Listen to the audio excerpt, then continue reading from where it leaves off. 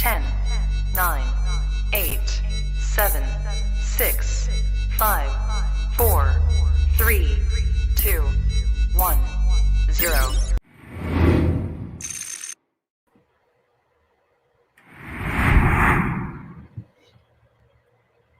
All right, welcome to another edition of the Rising Coaches Member Spotlight, brought to you today by Fulcrum Technologies. If you guys are looking for a video editor that is as good as anything out there, in fact, the best, check out Fulcrum Tech. Not only is their editor second to none, but it's also a fraction of the cost of any of their competitors. So if you're looking to up your program's ability to break down film and present film to your team and save money all at the same time, visit Fulcrum Tech. It's Fulcrum TEC. They don't put the H at the end of tech, Justin. They just end it with the C because that's how baller they are at Fulcrum. So check them out. Follow them on social media, or visit their website. Reach out to Matt Marlowe. Tell him Rising Coaches sent you, and they will take care of you and your program. Okay, today we are joined by Santa Monica College basketball assistant coach, Justin Maidenburg. Justin, how are you, man? I'm doing good. Thanks for having me on, Adam. I really appreciate it. Yeah, appreciate you jumping on today with us. Is it a beautiful day in Santa Monica, as always? I don't live in Santa Monica. I live in the Hollywood area. Okay. Well, all right. Completely different climate, right? No, it's close to the same, but it seems like it would be a nice day out. For sure. Well, good. Justin, tell us, man, how you give us a little bit about your background, where you grew up, and how you got into coaching.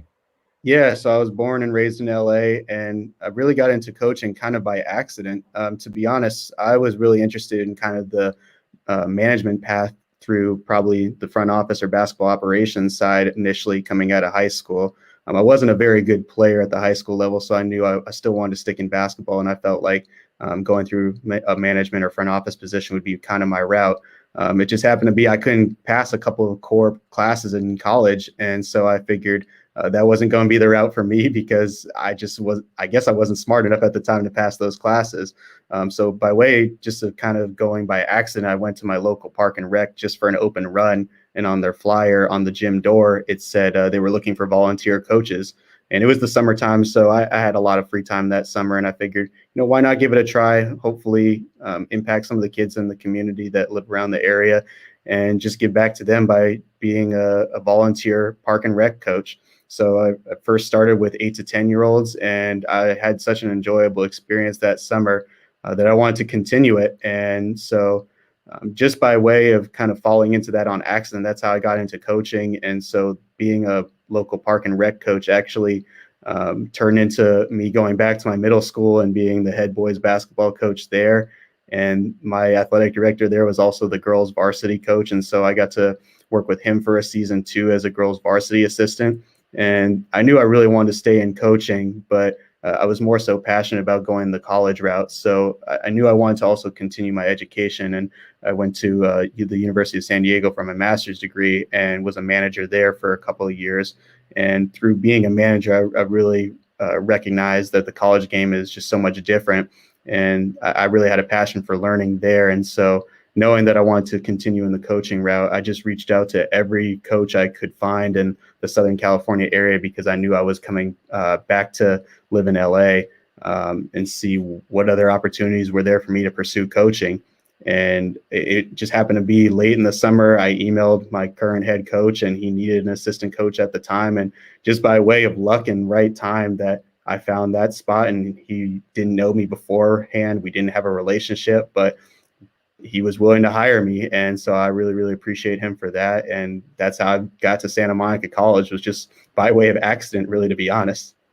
That's awesome. How many years have you been at Santa Monica now? If you include the COVID year, which we had a canceled season, it would be 4 years. 4 years. Awesome. Yeah. Okay. Backing up, because I grew up in the LA area too. What high school did you go to? I went to 2 high schools, actually. So the first high school I went to is no longer around. It closed, but its name is Pacific Hills School in West Hollywood. And then I transferred to Providence High School in Burbank. Providence. They were in our league. I went to Viewpoint. Oh, cool. Yeah. In the same Back when I was there, this is years and years ago because I'm old, but it was the Liberty League, and Yeah, our summer ball, like we had a summer season, and it was hosted at Burbank. I mean, not yeah, at Burbank, at Providence in yeah, Burbank. And you guys had that little gym with the stage at the end. I used to get buckets in the summer league at Providence.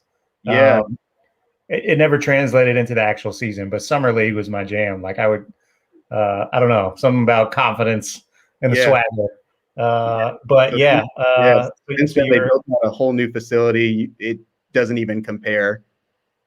It's I'm it's a sure, brand I'm new sure. gym, but yeah, I know exactly what you're talking about. Where you guys get like, they had a pretty decent program back in the day. Are they still pretty good? They have been. So I always tell people this because they associate it with it. But Marcus Levet went to Providence, and so he was a really, really good player. I think he ended up finishing his career and staying with St. John's under the Chris Mullen era, if I'm not mistaken. But when I went back there for an alumni game, was his freshman year, and I ended up guarding him for a couple possessions. And I heard the hype around him being a really, really talented player.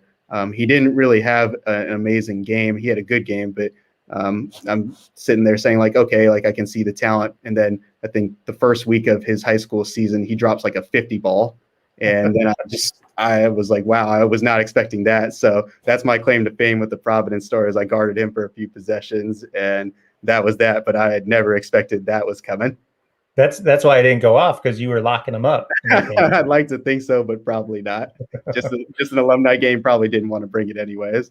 Uh, um, all right, very cool. So, tell me about your 4 years at Santa Monica College. How's that been? What was that first, like taste of college coaching like?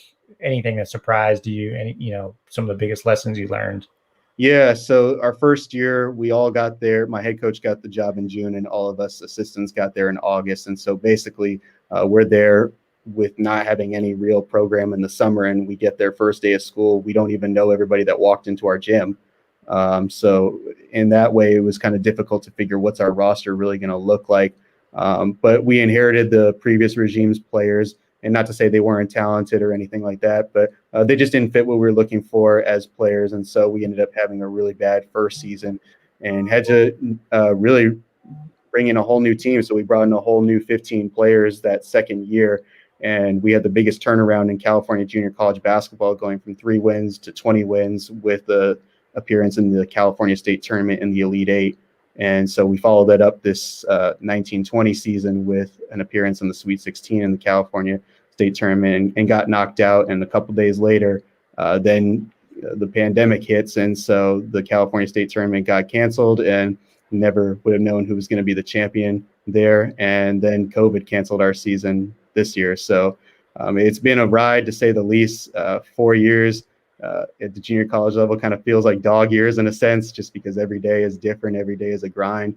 But it's been a great experience having on the floor coaching experience. And really, when you're at the junior college level, you kind of have to have a hand in everything, just because that's the level it is. And so I've learned a lot and really been able to get great experience on the floor and off the floor with a lot of different responsibilities. So it's been nice to kind of work through that. And that's just kind of the level it is. And so you get to have a great relationship with the players and the coaching staff and really try and get these guys moved on to their next school. And hopefully they're good enough, at least talented wise and academic wise, to move on to a 4-year program and earn a scholarship and ultimately their degree. I think that's what it's all about, is getting them prepared for life after junior college. For sure. Yeah, great stuff. And we've talked about it a lot, and I always talk about it, but I loved my JUCO experience. But it's Yeah. funny you said that about it feels like dog years. I used to always say 1 year at JUCO takes 2 years off the end of your life. So every year, so you're 8 years Yeah. shaking. Sorry, Justin. Yeah, no, it really is a grind, and the reward really is the journey, in the sense of going through day to day with the players and the coaching staff and seeing if you can ultimately achieve the goals that you've set out for yourself and the players and the staff. And so it's a hard process, no doubt about it, but you learn a lot and you really do get prepared for everything. Tell me a little bit about like the California JUCO leagues for those that are listening that don't know. There's the NJCAA, which is like Right. the National Junior College Association. It has everybody. And then there's California, which has Right. their own community college association, their own league. They're not affiliated. They don't play each other. It may be at a jamboree or something, but that's it. I don't even know if does the California teams go to jamborees with NJCAA programs? No, we really don't Right. have any exhibitions just because the budgeting is so low at the California junior college level that it's really hard to travel out of state Yeah, so it's all just California schools. So for the most part. Yeah. tell me about If you can schedule a non-conference game in the season, that's kind of on you if you have the right. budget, but it just typically doesn't happen. So tell us about the California JUCO League. Obviously, Last Chance U has kind of brought some exposure to it. So What's the league like, and what's that show coming out been like too?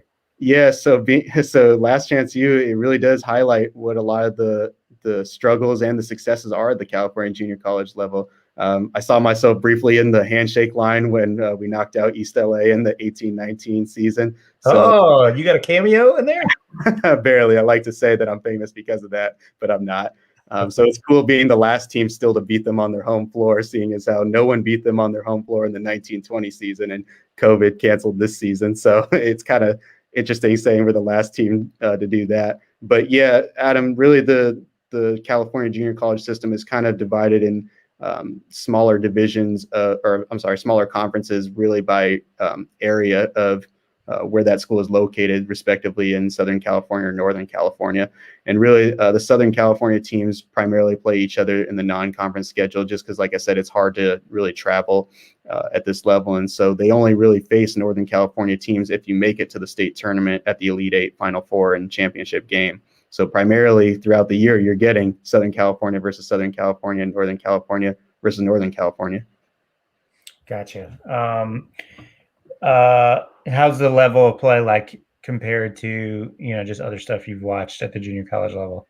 Yeah, no, it's really close to, I would say, probably even the Division I national junior college level. We actually had a player that made it to Jerry Mullins' top 100 camp. And so I got a chance to go out with him in Fort Worth, Texas, and watch all the players that were invited to that camp. And the talent level is really similar. I just feel like, there's different skill sets. There's different players at every school and at every level, but the talent is pretty close. And you'd be surprised that California could really compete with a lot of the other junior colleges across the country. For sure. And if you're like recruiting, if you're like, at a four-year school, you can get some sleepers out of California because they don't get the same exposure and people don't go out there to recruit as often.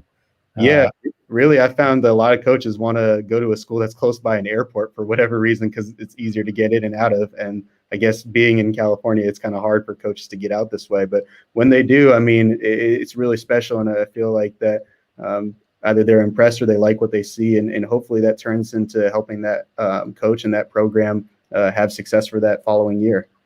Absolutely. Justin, talk a little bit about like how you handled, obviously you guys didn't have a season like you mentioned because of COVID. Yeah. How did you handle like trying to meet people during, that time and connect during the pandemic when you can't go out and be face to face? Yeah, it's really hard, and especially within California that probably had some of the strictest rules throughout the country. Just taking advantage of all the virtual events that you can. And so, Adam, I really appreciate you and Rising Coaches for hosting all this that you do.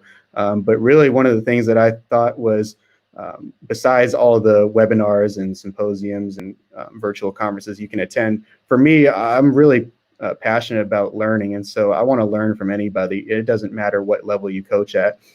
But for me, in aspiring to be a coach at the Division I level, I reached out to all the coaches I could find on Twitter and just went through each school's website staff directory and found all the coaches on their staff and just follow them on Twitter. And if they had their DMs open, I would just message them, hoping to connect and learn from them and exchange numbers with them. And if they didn't respond to me, that's cool. But if they did, hopefully we could strike up a conversation and connect from there. And so I did that with both the men and women's side, because like I said, I'm really passionate about learning and really want to connect with people. And so if I can help them out in any way, I'm happy to do so. But anything they share with me, I'm really excited to form a new friendship and relationship and see where that can go. And just, like I said, connect with them on really any level and hope to learn from them.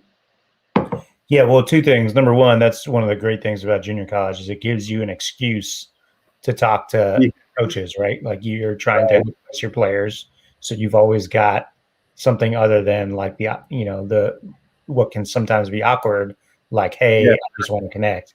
Um, so that's great. And then number two, I love that you utilize like Twitter to do that.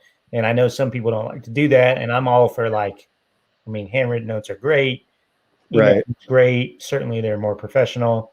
But you'd be surprised how many like more people you can connect with through Twitter. I do it myself. Like Yeah. I do it trying to reach out to ADs and stuff. Like people don't. A lot of times, people don't answer their phone or their Right. emails.